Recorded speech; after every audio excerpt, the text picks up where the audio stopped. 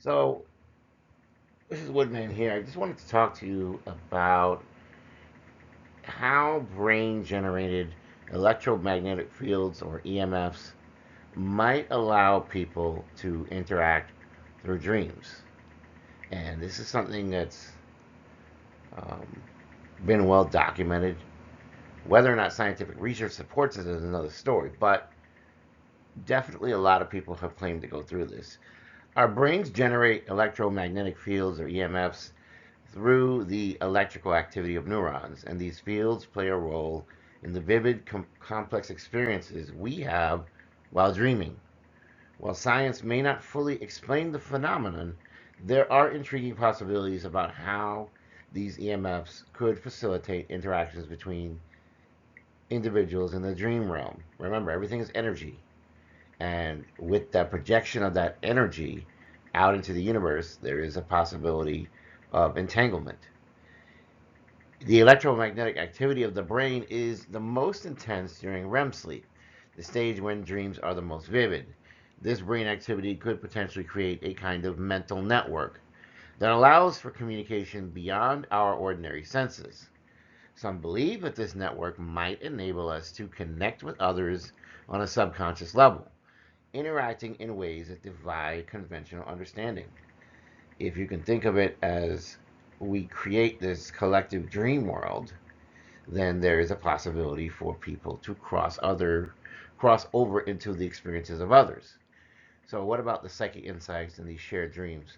Throughout history, psychics and individuals with heightened intuitive abilities have often demonstrated an uncanny knack for perceiving information that seems to come from outside the normal range of human senses. This ability hints at the potential for deeper hidden connections facilitated by our brain's electromagnetic fields. These experiences might suggest that our minds might be capable of tapping into a shared dream experience where people can interact in a space that transcends traditional boundaries. Think about this. Think about the fact that extrasensory perception means perception going beyond the five senses we normally think of, right? The CIA explored into consciousness and psychic phenomena, and their fascination with the power of the mind allowed them to reach beyond conventional limits. Their research into remote viewing and other forms of psychic phenomena do very well hint at the possibility that our brains might be able to influence or connect with distant places and people in ways we don't yet fully understand. This line of inquiry supports the idea that the electromagnetic activity of our brains would indeed facilitate extraordinary interactions. And this is where the shared dreaming can come in. It is very possible for one or more individuals to find one another in this collective dream experience and therefore be able to interact in their dreams. So, how many reports have there been of connected dreamers? Well, I can't give you an exact number, but numerous reports from individuals who claim to share dreams or have dreamt about others with surprising accuracy suggest that our dreams might be more interconnected than we realize. These shared experiences could be viewed as evidence that our brain's EMFs allow us to tap into a collective mental space. And inevitably, this enables us to interact with others in our dreams, and we may be able to gain access to information that we wouldn't ordinarily see with the five senses. So this is why maybe a psychic could see someone murdering someone else and then be able to go to the police and explain that they know all about the crime. So think about the fact that through this interaction, through the dream state, this definitely aligns with intriguing accounts of psychic phenomena, consciousness research, as well as extrasensory perception reports. Our dreams might serve as a platform for meaningful connections between people in interesting and fascinating ways, ways that are surreal, ways that defy our conventional sense of reality. And so, never say never, right? It can happen under the right set of circumstances. So understand that you may also need to be careful because sometimes people can use that same dream network to attack other people. And this is what can often happen in spiritual warfare is that even if your enemy can't get to you physically, they can find ways to get to you through the use of what maybe some might call dream magic. But, all magic is things that can be explained. And we just tend to call it magic because we don't want to put a scientific label on it.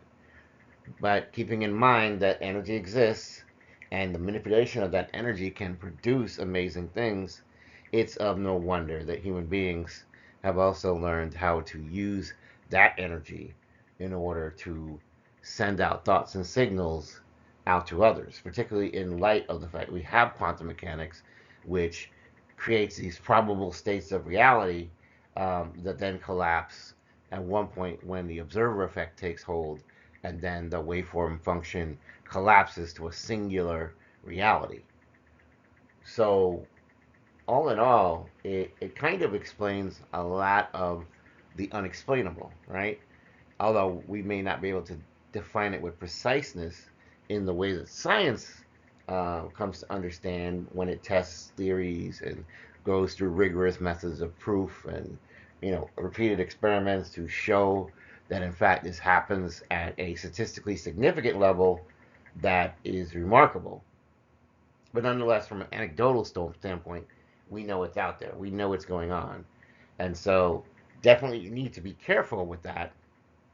Don't let people terrorize you in your dreams. Don't let people intimidate you in your dreams. Your dreams are your own. You control your dreams. People cannot come into your dreams and try to overtake you.